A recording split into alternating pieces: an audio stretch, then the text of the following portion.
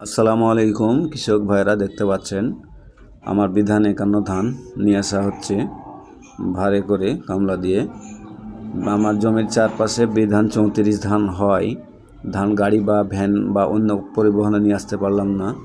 তো বিধান 51 অনেক খাটো জাতের ধান, আমন মৌসুমে যে কোনো জাতের চাইতে খাটো। আমার জমির পাশেই দেখতে পাচ্ছেন একজনের ধান বাঁধা রয়েছে বিধান 51, এগুলোও আমার চাইতে অনেক খাটো হয়েছে। আর আমার ধানটা কিছুটা লম্বা হওয়ার কারণ হলো আমি প্রচলিত নিয়মের চাইতে সার অনেক বেশি পরিমাণে ব্যবহার করেছি। সেটা সব সার মিলিয়ে, শুধু ইউরিয়া নয়, টিএসপি, পটাশ, জিপসাম সহ যে কোনো সবগুলো সারই সমানভাবে প্রয়োগ করা হয়েছে। এই সার প্রয়োগ নিয়ে পরবর্তীতে একটা ভিডিও দেওয়ার চেষ্টা করব।